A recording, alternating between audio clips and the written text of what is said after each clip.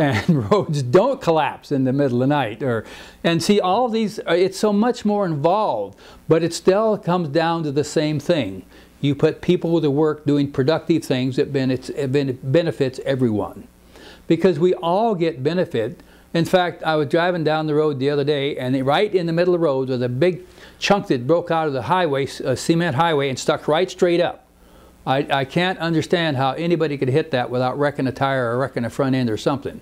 Because here's this big chunk of cement sitting in the hole, sticking right straight up. And you shouldn't need to have those kind of systems where we'd actually have the money through the production. And the best way to talk about this is monetized production, where you actually monetize the production of the people as a benefit to the people in lieu of taxation and in lieu of borrowing. And in fact, I had a guy call me from Tennessee yesterday, and he said, I just read this bill and I've really looked at it, and this is probably the best thing and the most well thought out solution that I have ever seen in my entire life. So at least one guy is really impressed. And so that's what we're constantly trying to work on and get people to understand it. And the money will flow. And of course, why they don't have a hard time grasping it is because they basically don't understand how our money system works now. They just have, and most people don't have the foggiest idea. In fact, I talked to the aide for the governor of Idaho this morning and asked him, and it was clear he didn't have a clue. He said, well, we just print way too much. And I said, well, if we just print so much, why does the government or anybody that's printing the money need to borrow? And it got kind of quiet on the other end of the phone. So see, there's people all over interested in this concept, but they don't understand how the system works now, so they don't have really a clue how to fix the system so it works better. And once you understand any real problem, then you can work on how to correct the problems so make it workable. And that's the whole thing, is it being a monetary architect, so you can actually learn how to design sustainable monetary systems that work for everybody, for the benefit of everybody. And that's what we're trying to do, and I think that's what we've now finally got accomplished. And it's in an area that we can work on locally, where we don't have to all go down thousands of miles to try to work on federal legislators who is so hard to compete against a billion-dollar lobbyist that's down there. Or we can do this on the local level, where the people, the legislators, are more responsible to the people who actually elect them. They're closer to home. And then, again, it won't leave some congressman someplace in control of who builds the roads. No, that will be done on the local level. The people in the county or the city or the township who need the roads and need them upgraded and rebuilt to service their needs is where the request for the roads will be. And they won't just build roads no place and roads they don't need because nobody requested them. And it's not like anybody's going to get a great windfall without working like a son of a gun, because you ask anybody that works on these roads 12 hours a day, lots of times in summertime and now at night too, maybe not the same people, I guarantee you they don't tell you that's just easy work. Even just standing out holding the flag sometimes when they shut down a lane, they don't do so much of that as used to. You just talk to one of them guys stood out there in heat all day and ask them if they really think that's a simple job. No, it's a tough job. And they should get paid well for it. In fact, it's actually a tougher job than sitting in a chair and deciding which one's the guys underneath you has the best idea, and then we'll pick that one and make it company policy. It's actually a much tougher job than really that one is. But nobody thinks so, and they don't get paid like they should. But it's so many things that will correct in our society. I don't have time to go into them all in detail now, but that's what we've looked at, all these kind of concepts. What do we put into this bill?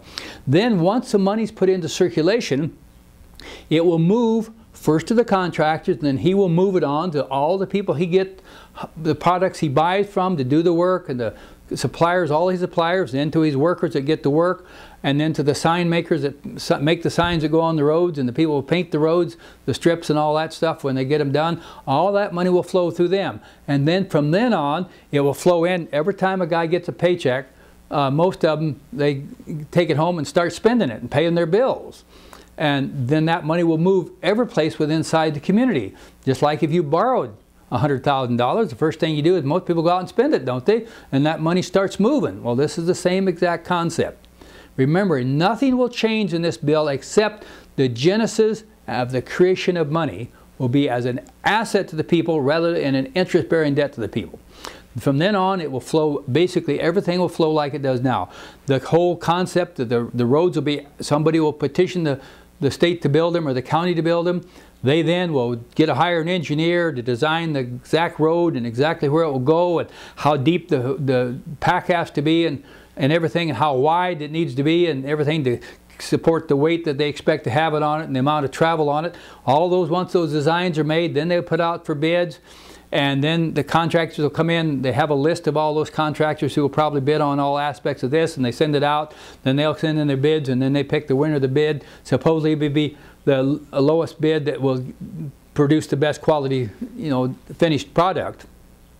And none of those things will change. They'll still be required to get a bid, a bond, so that they will guarantee that the project can be completed, not just take the money and run, which they've made sure that doesn't happen now, so that'll stay in place. All these things will be exactly the same as they are now. Then once it comes back, then when it's all done, I think the best way to handle it, that the roads then will be owned and collectively with the banks and the government agency that did it, whether it was the county, city, or the state, and it held in trust for the benefit of the people. So they will own it in trust for the benefit of the people. So they won't be able to do anything but just make sure that the people always have. It'll be their duty of that trustees to make sure that the whole project are kept up in workable and condition, usable condition. And that's the whole thing in a nutshell right there, how the whole process will work. It's just almost so simple it doesn't need explaining, and the only reason it needs explaining because nobody knows how the system works now. Because nothing will change in the way the system works now. Not the engineer, not the people who decide to need the bridges, it won't be some guy in the state office or some guy down here in the congressional office. They will not be the ones to decide who needs the roads. It'll be the people themselves who need that road for them to carry on their commerce in their local areas. Will be the ones who will demand the roads. Then it'll go through the process. First there'll have to be a design engineer that designs it all. Then it'll have to go through the bidding process. Then it'll have to go through the actual process of being built, and you'll have to go around some detours and stuff just like you do now to have these roads built. And then when you have done, you'll have a finished product that is completely paid for with no taxes, no debt, owned by the people and held in trust by the government, just exactly like it is now, or the banks and government combined. And then the money will flow out to the people. They will use it to pay off their loans, pay their interest, buy their groceries, buy clothes, buy a new car. The whole economy will pick up, and it will be an economy based on the people's production as an asset to the people instead of the people's production as an asset to the banking system.